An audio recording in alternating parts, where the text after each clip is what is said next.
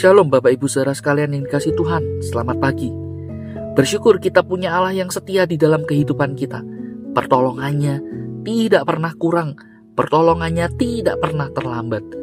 Kita menyadari, kalau kita boleh ada sebagaimana kita ada, itu adalah karena tangan Tuhan yang ajaib, yang bekerja di dalam kehidupan kita. Oleh karena itu mari kita jalani hidup ini bersama dengan Tuhan. Kita libatkan Tuhan, kita jadikan Tuhan sebagai pusat dari hidup kita. Dan pagi ini, sebelum kita mengawali aktivitas kita atau melanjutkan aktivitas kita, mari kita datang kepada Tuhan melalui firman-Nya. Kita mau baca, kita mau renungkan. Biar firman Tuhan yang boleh terus membentuk hati kita seturut dengan kehendak Tuhan. Mari sebelumnya kita berdoa kepada Tuhan. Tuhan tolong kami hendak membaca, merenungkan firman-Mu.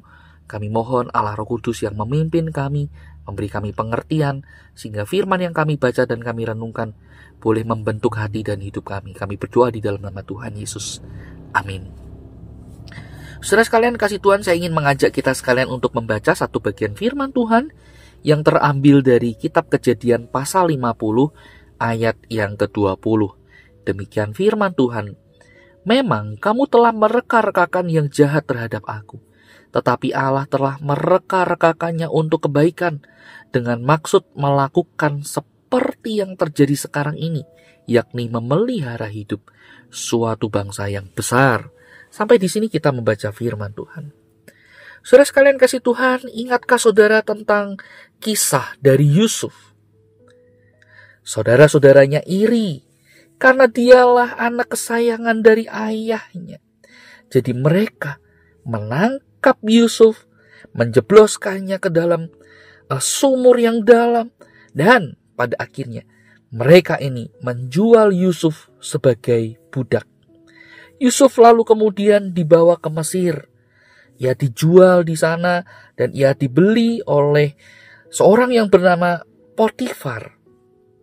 Nah saudara, selama 13 tahun berikut dalam kehidupan Yusuf, segalanya berlangsung tidak sesuai dengan angan-angan atau harapan.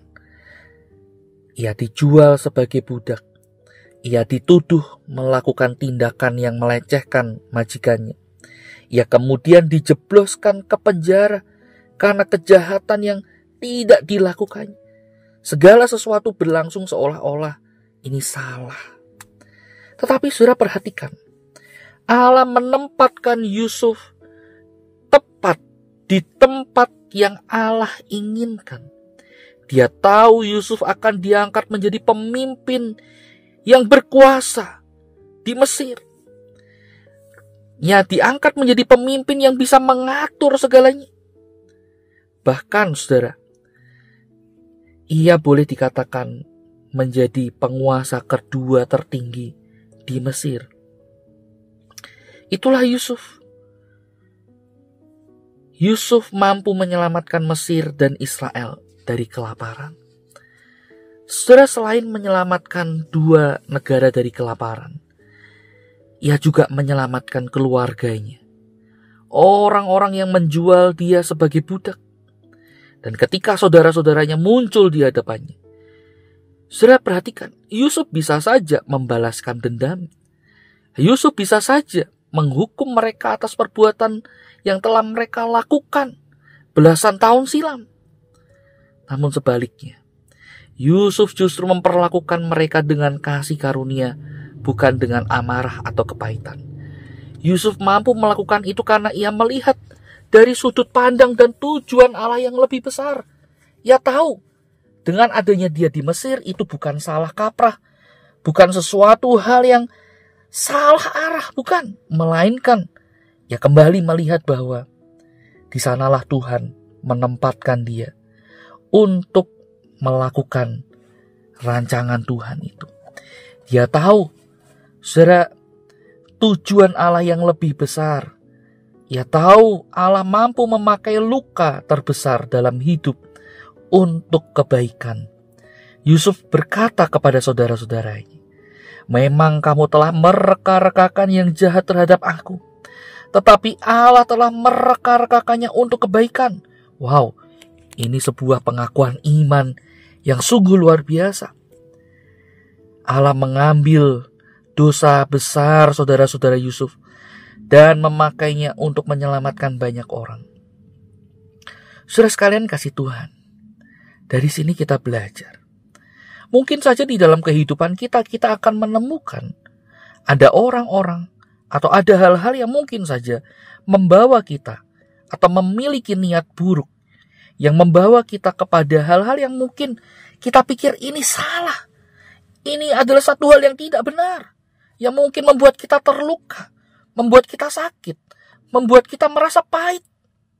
Tetapi saudara perhatikan, segala sesuatu yang terjadi di dalam kehidupan kita adalah atas seizin Tuhan. Tuhan bisa saja memakai hal yang pahit, hal yang sakit, untuk menjadi caranya mendatangkan kebaikan yang besar, berkat yang besar dalam hidup kita. Oleh karena itu, saudara, kita perlu belajar seperti Yusuf. Kita perlu belajar untuk melihat dari sisi yang lain. Kita perlu belajar untuk melihat dari kacamata iman, yang melihat bahwa Allah di balik semua yang terjadi di dalam kehidupan kita, ada Allah yang tetap pegang kendali. Allah yang tetap pegang kontrol itu atas hidup kita. Dan ketika Allah yang pegang kendali, ketika Allah yang pegang kontrol atas hidup kita, Allah tidak merancangkan yang terburuk buat kita. Allah tidak sedang ingin membuat skenario supaya kita celaka. Tidak. Melainkan Allah bisa memakai segala sesuatu, baik atau buruk, untuk mencapai tujuannya, untuk menggenapi rencananya. Dan saudara, kita perlu belajar untuk melihat bahwa di balik semua itu, tujuan Allah adalah bagaimana menolong kita bertumbuh di dalam sifat kita, karakter kita, yang terus memproses, membentuk hidup kita semakin serupa dengan Yesus, yang tidak akan diubah oleh orang lain atau apapun juga. Saudara sekalian kasih Tuhan, dunia boleh mereka-rekakan hal yang buruk buat kita, tetapi perhatikan, Allah mereka-rekakannya untuk kebaikan yang besar dalam hidup kita. Kiranya Tuhan menolong kita. Mari kita berdoa. Bapa, kami mengucap syukur, di dalam tangan-Mu hidup kami ada, dan kami boleh berkata, kami aman bersama dengan Engkau. Karena kami tahu Tuhan tidak pernah mereka-rekakan yang jahat, yang buruk bagi hidup kami. Melainkan Tuhan bisa memakai segala sesuatu untuk melakukan, untuk menggenapi rencana-Mu, tujuan-Mu.